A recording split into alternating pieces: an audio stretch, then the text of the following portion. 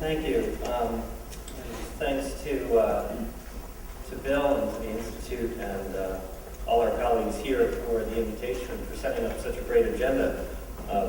Since, as you just heard, and as several of you in the audience know, by training, if not really by practice, a historian of New York City, and now I do environmental policy for a living, and I guess that makes me an environmental historian by default.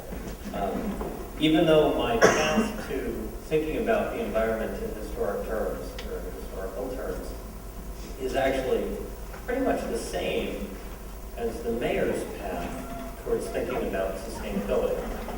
And I think it is perhaps, I will touch a little bit on some of the things that are in PlaNYC, but I expect that it is for a number of you that's familiar terrain, but I'd like to talk about a couple of things that I think may be broader issues that arise from PlaNYC that I think can inform the way we think about the environmental history and the environmental future of the city. And Rob Peroni, a good friend and colleague, did a really good job of setting up some of those challenges in terms of how the lines are drawn both within the region among jurisdictions, how the roles and responsibilities of different governmental agencies sometimes coordinate and sometimes conspire against actually doing the right thing. But the bigger picture is actually how do we get ahead as a society of long-term challenges that by their very nature do not require, even though they really need, but they do not demand short-term action. And fundamentally, this is why, as Rob pointed out, politicians tend not to do long-term planning. They tend to do short-term planning because, of course, in electoral politics, the key question is not what will you have done for me by 2030, but rather what have you done for me lately. And you get the occasional point in time, and I think we experienced it here in 2007, and I'm proud to say that our efforts and the mayor's leadership were part of that, although it was not, of course, the only reason, that I think in 2007, New York had a period in which collectively we really were thinking about tomorrow. But I think as we all know, the change in the economy and particularly the collapse of Lehman Brothers and some of the other things that really caught our local attention, I think that has faded away.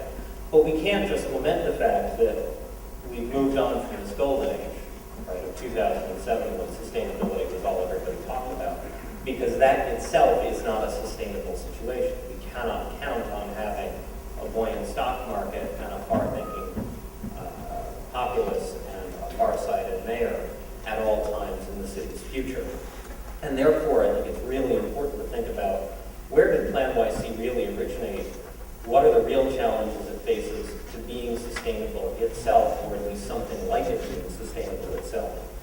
And how do we think about that in the overall environmental and policy history of the city? So, of course, the first thing, and I expect some of you know the story, and a number of you were there at the origin, that we have to remember that PlaNYC did not start out as an environmental plan. It started out as a coping mechanism for growth, because the key facts were that the 2000 census showed that New York had, uniquely among older American cities, the cities that had been large cities except for Los Angeles in 1950, New York was larger in 2000 than it had been in 1970.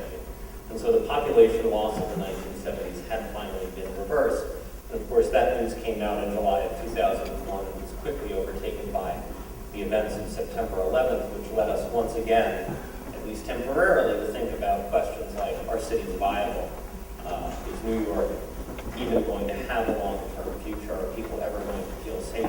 Questions that we were asking for different reasons in the 1980s and in the 1970s, but we had to ask again at the beginning of the 2000s. And of course, by 2005, when Mayor Bloomberg got reelected, those questions had more or less been answered.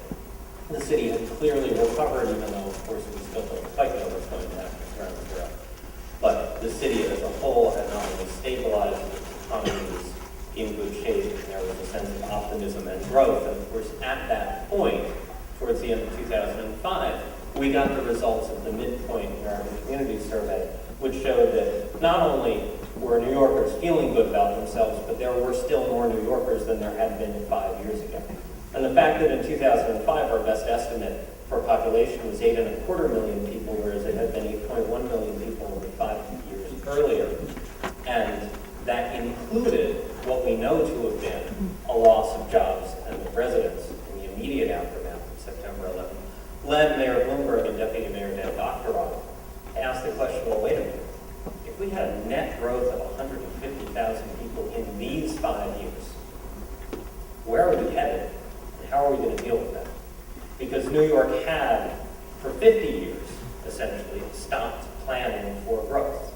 We had planned for stasis.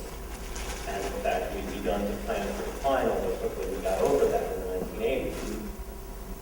And so that threat, in fact, of having more and more people was beginning to get itself felt not only in the higher levels of City Hall, but also, of course, out in the neighborhoods. I think that's why the community discussions around growth and around rezoning and about development, I think, felt much different between, say, 2003 and 2007 than they had a decade earlier, when the city was also growing. Because this was expanding the city beyond what it had ever been before. And that led to neighborhoods not being revitalized to what they were like, say, in the 1970s or before that, but in fact to being a whole new level of density. That led not to us just reusing the subway system that we already had, resurrecting the parks that we already had, re-enjoying and rediscovering our waterfront, but also thinking about how do we expand the transit system? How do we expand our supply of housing over the long term? How do we deal with the fact that a city of 8.25 million people going on what we now predict to be 9.1 million people is going to need more open space, and we can't afford just to have parkland to accommodate population growth, because at some point we're going to fight over that same piece of land for housing, that same piece of land for a sanitation garage, and that same piece of land for a school, and that same piece of land for other municipal services.